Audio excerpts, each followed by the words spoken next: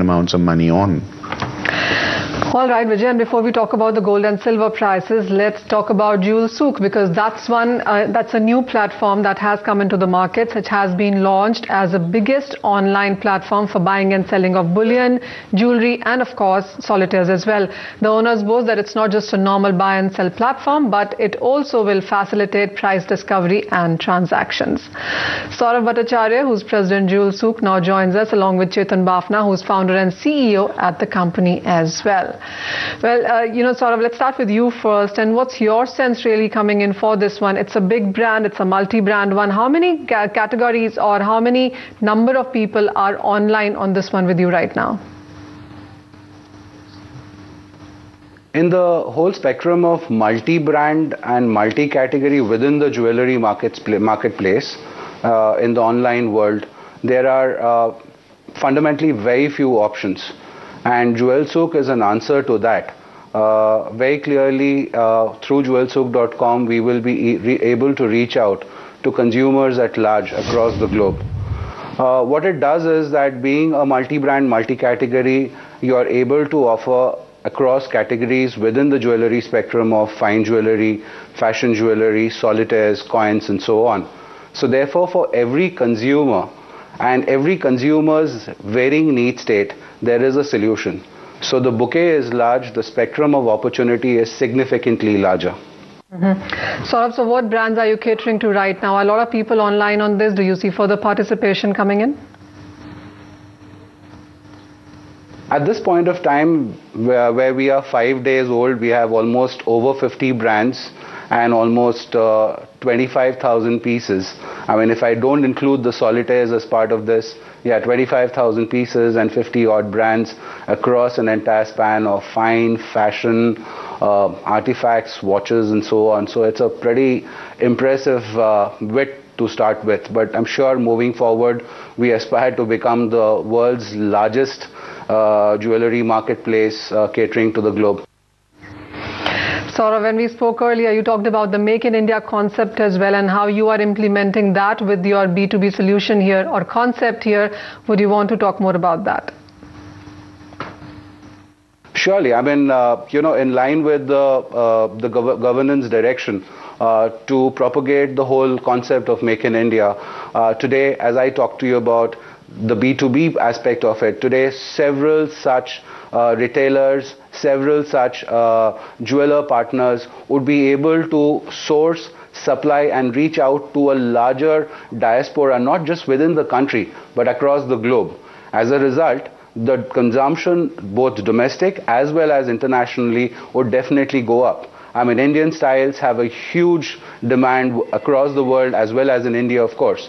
So at the larger manifestation, one really clearly sees that the manufacturing capability, the manufacturing volumes would see a spurn northwards. And therefore, we strongly believe that Make in India is something that we will be able to drive immensely with the help of online portals like JewelSouk.com.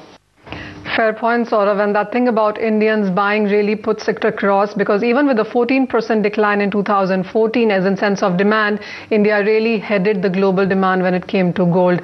Let's talk to you then, Chetan. And JewelSouk launch has been quite timely, because you did see Valentine's Day celebration arrangements, just a week back here. What's your sense on how much buying really helped you onto because of that?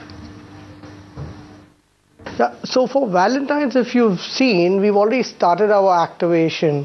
JewelSouk has launched a property called High on Love, by which we are promoting our Valentine offering to the consumer. The idea being that we want to reach out to everyone and we want to have them celebrate Valentine. Hence, the contest runs in a manner where it is you make your purchase on JewelSouk, and to be better your Valentine by offering you a chance of going on a air balloon ride with your loved one, and on that ride a 1 carat solitaire ring is something which would be given by JewelSouk to the lucky winner.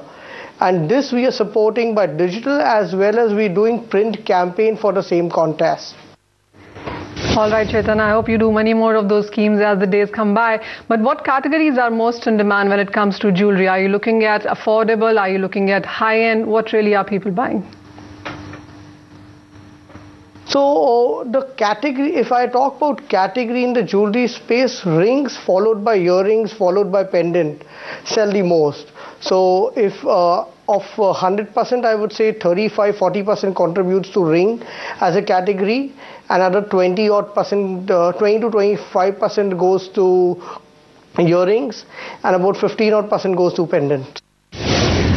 All right, Chetan and Saurav, we'll let you go at that. Thank you so much for joining us, and all the best for JewelSouk in coming months and quarters and years as well.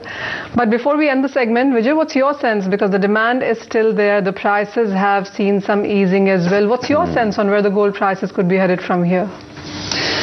Manisha, much will depend on the outcome of the Greek finance minister's meeting with his European creditors.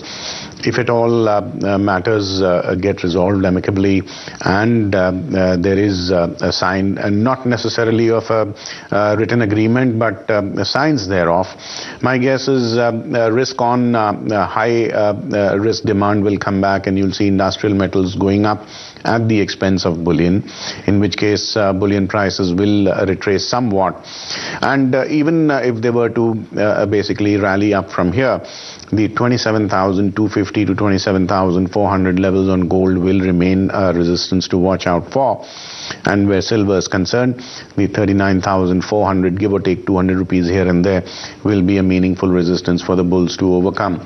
If at all there is an agreement, I think you need to watch where nickel and copper are going. If nickel and copper are going higher, the probability of bullion going lower is then elevated. We will watch out for that, and with that, let's go for a short break. When we come back, we will have a detailed chat on budget expectations with Mr. V.K. Sabharwal, who's National President at CPAI.